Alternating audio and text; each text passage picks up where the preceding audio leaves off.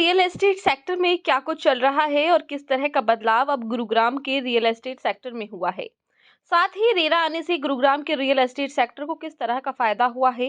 इन तमाम सवालों के जवाब आज हम आपको इस शो ग्राउंड रियलिटी के जरिए देने की कोशिश करेंगे। ग्राउंड रियलिटी एक ऐसा प्रोग्राम है जो हर शुक्रवार को शाम 4 बजे सिर्फ रियल एस्टेट पर प्रसारित किया जाता है। इसमें हम धरातल पर काम करने वाले प्रॉपर्टी एजेंट और रियल एस्टेट एक्सपर्ट्स के जरिए जानने की कोशिश करते हैं कि रियल एस्टेट मार्केट का इन दिनों किस तरीके का मिजाज है। इस खास शो में आज हमारे साथ मेहमान होंगे धर्मेंद्र सैनी। कौन है धर्मेंद्र सैनी और कैसे 2003 में धर्मेंद्र सैनी ने रियल एस्टेट लाइन को चुना और कैसे उन्होंने आज हजारों लोगों को उनके सपनों की प्रॉपर्टी दिलाई है। 2003 से पहले एयर कंडीशनर के बिजनेस से लेकर उन्होंने सीमेंट सप्लायर के कारोबार में भी हाथ आजमाया और उसके बाद रियल एस्टेट सेक्टर में साल 2003 में अपने एक साथी के साथ मिलकर रियल एस्टेट में काम करने की शुरुआत की। वहीं आज का दिन है कि जब उन्होंने अपनी खुद की बड़ी कंपनी दीप बिल्डवेल प्राइवेट लिमिटेड के मालिक हैं। साथ ही धर्मेंद्र सैनी ने प्रॉपर्टी डीलर्स के खर्चे को कम करने की भी ठानी है। इंडिया प्रॉपर्टी देखो नाम से एक पोर्टल की शुरुआत की है ताकि डीलर्स का खर्चा कम हो सके और उनको इस रियल एस्टेट लाइन में लीड मिल सके। आज कैसे धर्मेंद्र सैनी रियल एस्टेट के एक सफल कारोबारी हैं वही बताएंगे आपको। धर्मेंद्र सैनी की प्रोफाइल के साथ साथ क्या कुछ कहता है उनका रियल एस्टेट मार्केट का एक्सपीरियंस। आज क्या कुछ गुरुग्राम के रियल एस्टेट सेक्टर में अपॉर्चुनिटीज हैं, खुद उन्हीं की जुबानी हम आपको सुनवाएंगे।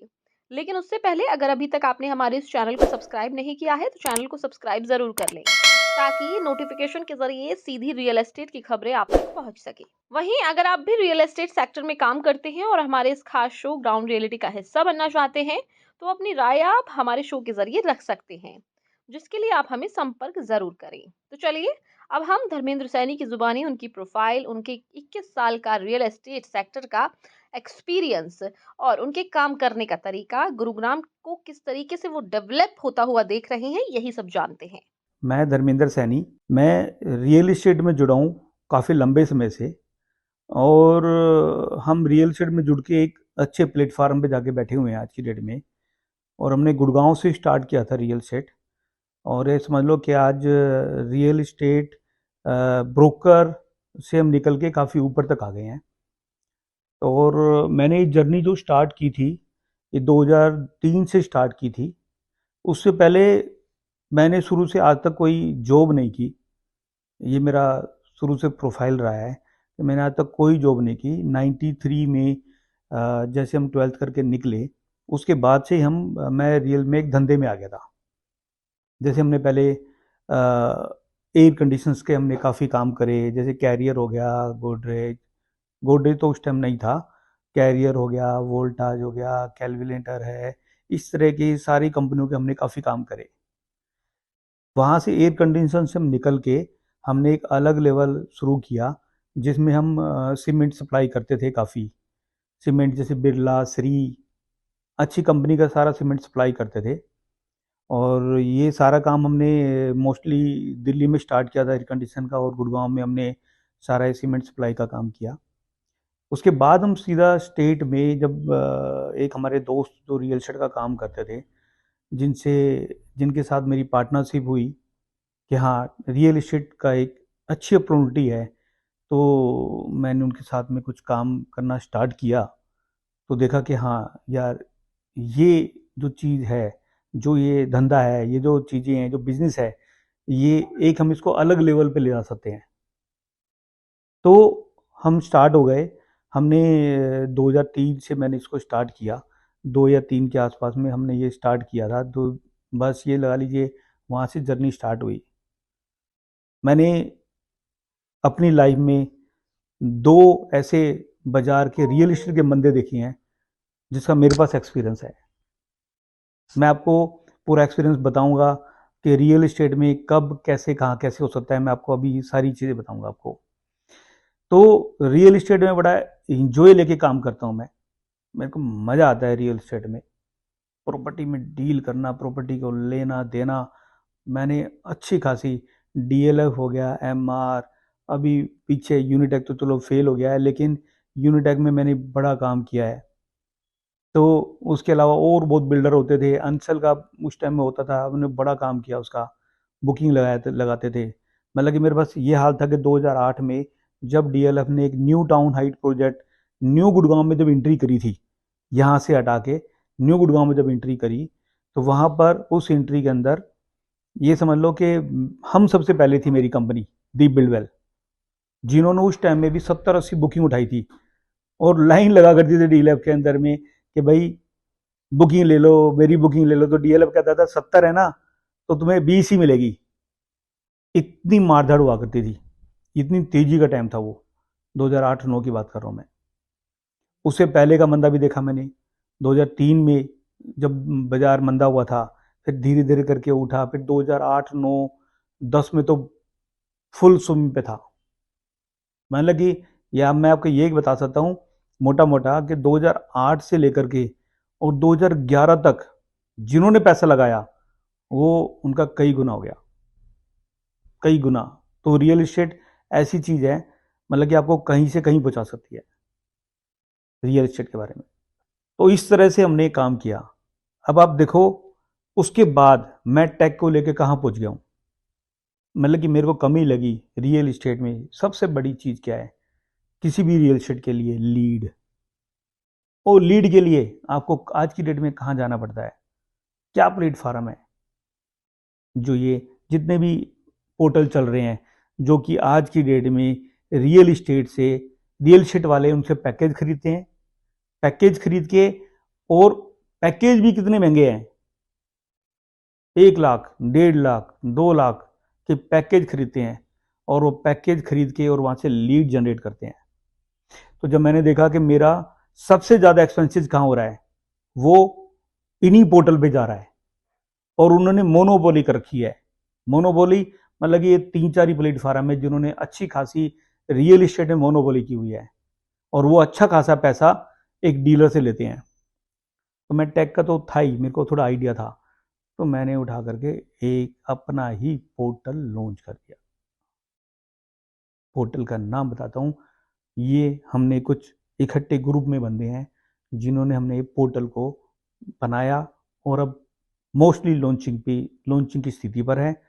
इंडिया प्रॉपर्टी देखो, इंडिया प्रॉपर्टी देखो आज भी लाइव है, मतलब कि फाइनल पर है। और आपको 10-15 दिन के बाद आपको ये एक अलग प्लेटफॉर्म पे मिलेगा। और रियल एस्टेट एजेंट के लिए ये प्लेटफॉर्म ऐसा है जहां से उसको बहुत सस्ते में हम उसको लीड देने वाले हैं।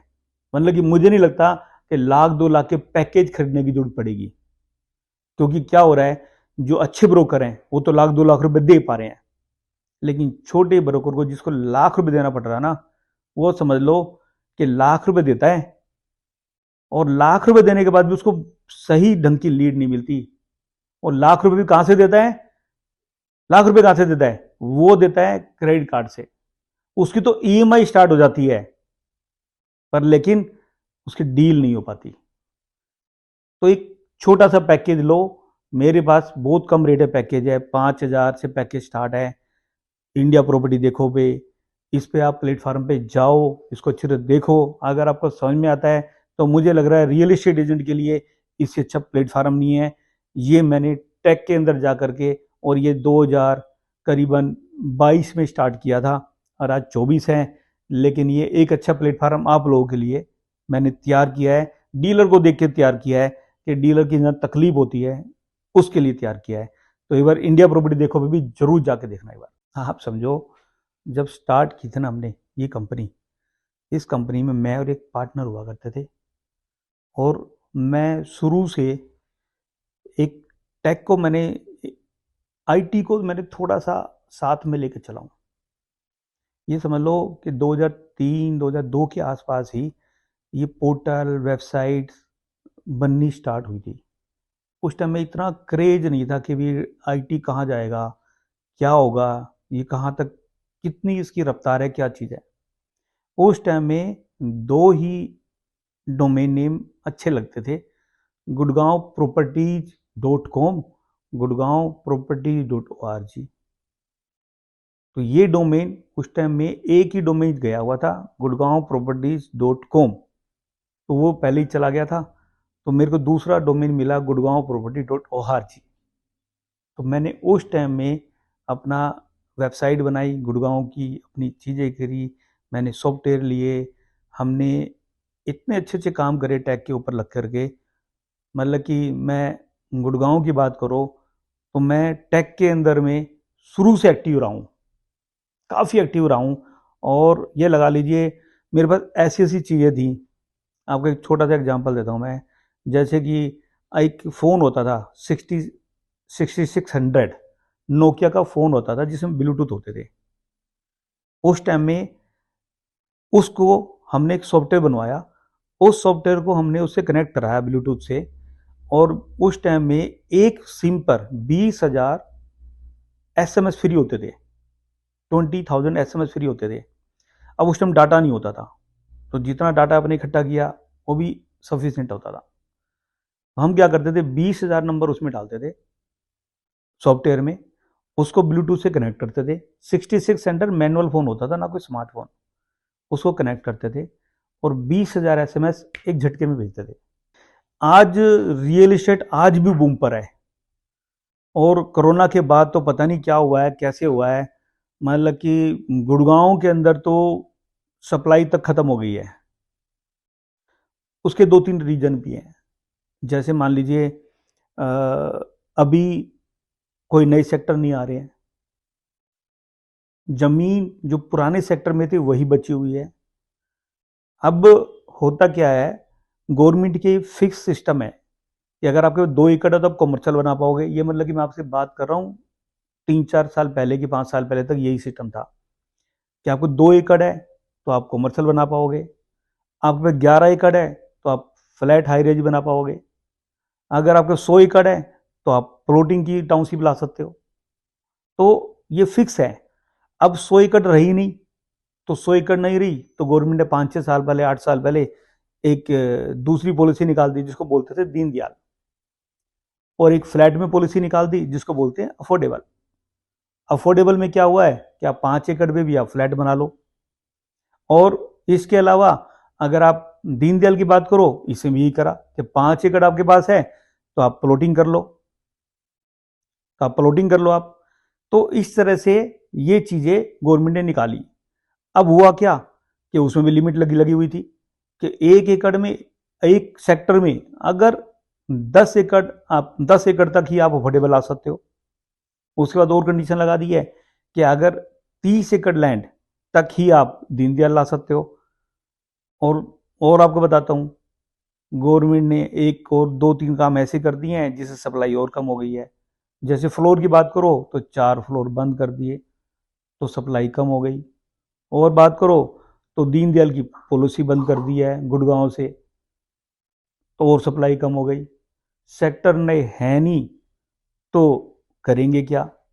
तो जितना एरिया आपके पास है उसी में ट्रेडिंग हो रही है, उसी को लोग परचेज कर रहे हैं, सेल कर रहे हैं, परचेज कर रहे हैं, सेल कर रहे हैं। इसीलिए यहाँ पे आने वाले का जो आने वाला जो टाइम है ना, जो भविष्य है वो समझो फुल ऑन है। इसके चारों तरफ की बात करें गुड़गांव की, इधर सोना के नए सेक्टर आ गए हैं, वो बिल्कुल टच हो गए हैं गुड़गांव से, उसके बीच में जगह नहीं रही है। अब उसके बाद उधर की बात करते हैं पटौदी पे, तो पटौदी के नए सेक्टर आ गए हैं, वहां पे जगह बहुत थोड़ी बची हुई है। उधर फरगू नगर की बात करें तो वहां पे सेक्टर आ गए हैं, उधर जगह कम बची हुई है। उधर रिलायंस का मेट सिटी आ गया है, वहां पे जगह नहीं है। मेट सिटी 8 एकड़ के अंदर 8 सेक्टर में आ गई है, रिलायंस इतनी बड़ी मेट सिटी बनाई है। भाई मैं शुरू से मैंने जो है मतलब कि डीएलएफ के काम करे हैं, कुछ छोटे बिल्डर भी थे उनके भी काम करे हैं, और हमने काफ़ी कुछ अच्छा खासा अंडर किए हैं। मतलब कि 100 फ्लैट लिए हैं, कहीं 50 फ्लैट लिए, दुकान ले ली, कभी ऑफिस स्पेस ले लिए। हमने अच्छी खासी चीज़ें उठा उठा के बल्क में काम करे हैं, क्योंकि जब हमने करा था तो उस टाइम 2 बंदे थे, लेकिन धीरे धीरे करके हमने 10, 15, 20, 25, 50, ये 2010 से आप स्टार्ट कर लो, सॉरी 2008 से स्टार्ट कर लो, और 2008 से लेकर के और 2015 तक भी मेरे पास 50 से 60 बंदे काम करते थे। तो होता क्या था, जब 50 से 60 बंदे आपके पास काम करते हैं तो आपको बिल्डर से सामान लेना ही लेना पड़ता है, बिल्डर से प्रॉपर्टी लेनी पड़ती है। अगर प्रॉपर्टी नहीं है तो फिर बच्चे काम क्या करेंगे, मेरे एम्प्लॉय काम क्या करेंगे। तो उस टाइम में 2015 से पहले जब तक रेरा नहीं था तो बिल्डर ये कहता था कि ये प्रोजेक्ट है और ये बेच लो। हम कहते थे बिल्डर को कि भाई मेरे को प्रॉपर्टी के पेपर दिखा दो। बिल्डर कहता था भाई आपको काम करना है तो करो, नहीं तो जाओ, डन।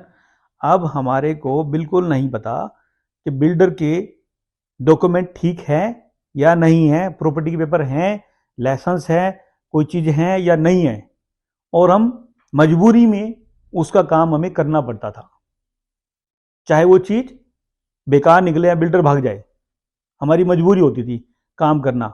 बिल्डर से बोलते थे कि पेपर दिखाओ तो पेपर नहीं दिखाता था।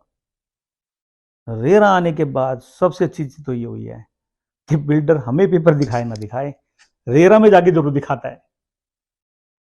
रेरा बिल्डर की सारे पेपर चेक करता है, एक एक पेपर, क्या वो कोलोब्रेशन की डील है, क्या परचेज डील है, क्या उसने लाइसेंस लिया है, क्या एलओआई लिया है, क्या एनवायरमेंट लिया है, कोई चीज ली है या नहीं ली है। जब सारे पेपर उसके चेक हो जाते हैं, रेरा तब भी उसको रेरा नंबर देता है, तभी उसको परमिशन देता है कि वो ऐड करे, तभी उसको परमिशन देता है कि वो पेमेंट उठाए क्लाइंट से, और वो पेमेंट भी रेरा अकाउंट में गई है या नहीं गई है, क्योंकि रेरा ने उसकी 25% पेमेंट को अपने पास रखा हुआ है।